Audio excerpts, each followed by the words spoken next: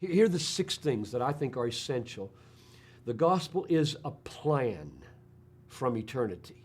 And I say that because when Paul articulated the gospel, he said, Christ died for our sins according to the Scriptures, which means something before signified this is a plan. God set it up before it happened. That's number 1. Number 2 is the gospel is an event in history. Christ died. Number 3, the gospel is an achievement in and through that event of something that happened between the Son and the Father. Namely, sins were paid for and righteousness was completed.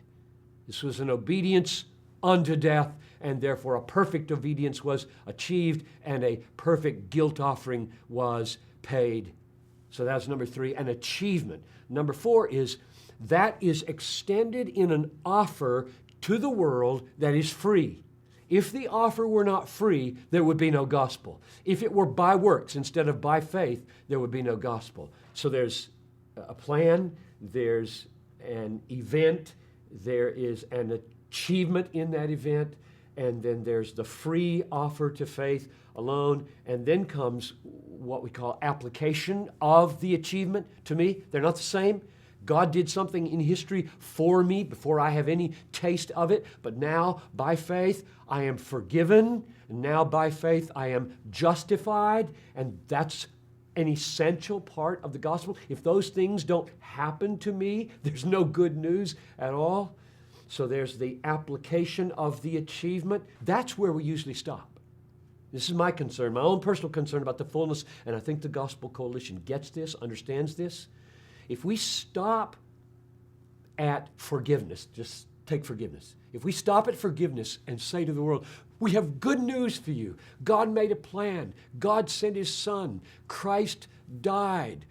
Your forgiveness was achieved. It's offered freely. Take it by faith. Yes, you have it. And we stop, which we often do.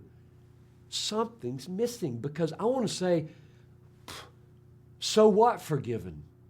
And a lot of people might answer, well, I don't like a guilty conscience, or I don't like going to hell, or my family might be better if I could live as a forgiven person instead of a guilty person.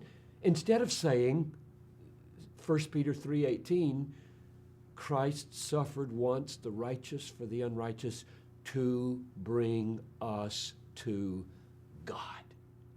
The 6th piece of the gospel that I think is absolutely essential is that we're forgiven and we're justified to bring us to God. God is our treasure. God is the end. My forgiveness is not the end. My justification is not the end. My going to heaven and not having a sick body anymore is not the end. All of that is means. Means to what? Seeing Him, knowing Him, loving Him, being satisfied in Him, and Him being more glorified in me because I'm now eternally satisfied in Him.